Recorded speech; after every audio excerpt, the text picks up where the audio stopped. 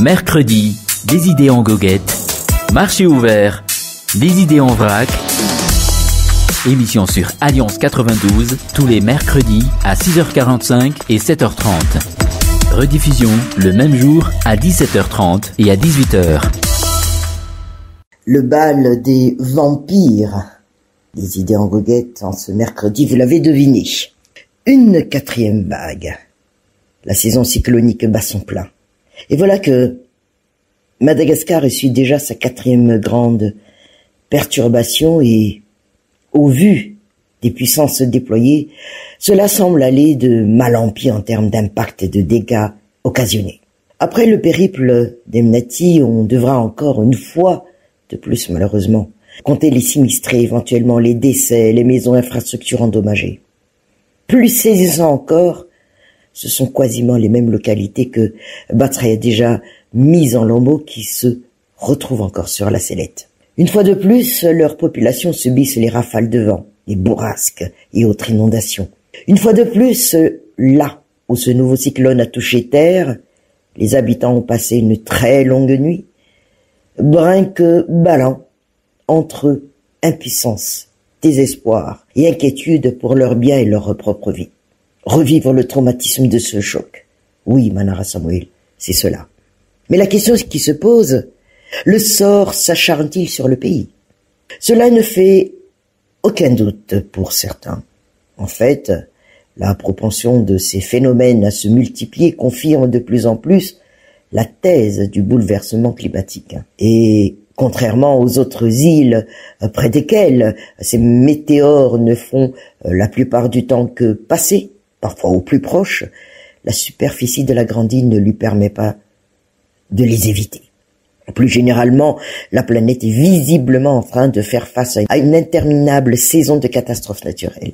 Pour ne citer que deux faits majeurs de ces derniers jours, tempête répondant au faussement doux nom de Nice dans le nord de l'Europe, ayant frappé principalement le Royaume-Uni, la Belgique et la France, où des élus demandent à ce que les zones touchées soient placées en état de catastrophe naturelle. Intempéries, inondations, coulées de boue et glissements de terrain au Brésil, plus précisément dans la ville de Petropolis, faisant plus de 160 morts et de nouvelles tempêtes encore. Alors, s'il est question de sort qui s'acharne, ce serait bien sûr le monde dont, pensent certains, la fin approche et on se retrouve dans Honte. Mercredi, des idées en goguette. Marché ouvert, des idées en vrac. Émission sur Alliance 92, tous les mercredis à 6h45 et 7h30. Rediffusion le même jour à 17h30 et à 18h. On disait donc le bal des vampires. Une quatrième vague, la saison cyclonique bat son plein, voilà que Madagascar essuie déjà sa quatrième grande perturbation et au vu des puissances déployées, cela semble aller de mal en pis en termes d'impact et de dégâts occasionnés. Après le périple d'Emnati, on devra encore une fois de plus malheureusement compter les sinistrés, éventuellement les décès, les maisons et infrastructures endommagées. Question qui se pose ici, Manara Samuel, le sort s'acharne-t-il sur le pays? Cela ne fait aucun doute pour certains, en fait, la propension de ces phénomènes à se multiplier se confirme de plus en plus, la thèse du bouleversement climatique. Contrairement donc aux autres îles près desquelles ces météores ne font la plupart du temps que passer, parfois au plus proche, la superficie de la grande île ne lui permet pas de les éviter.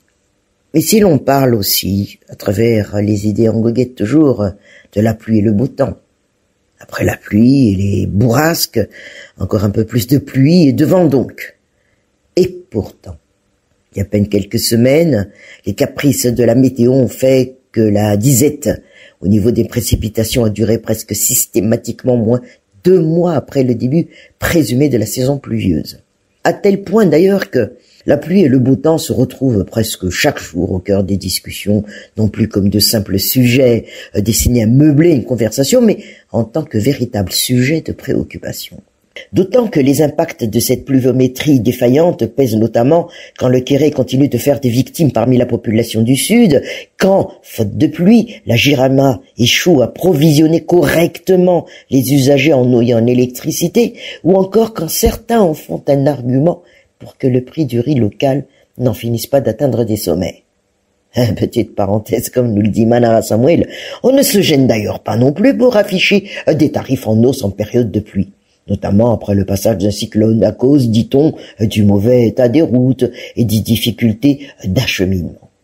Et on l'aura compris, le climat fait la pluie et le beau temps dans tous les aspects de la vie socio-économique. La dimension environnementale prend définitivement le pas sur toutes les autres considérations.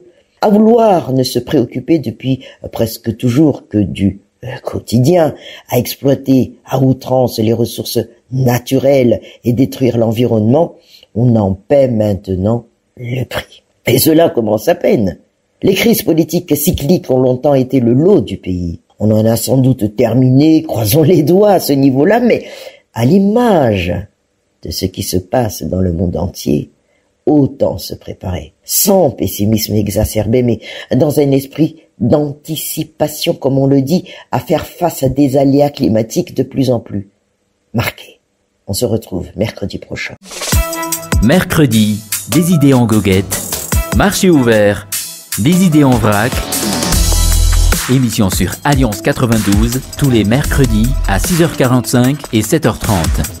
Rediffusion le même jour à 17h30 et à 18h.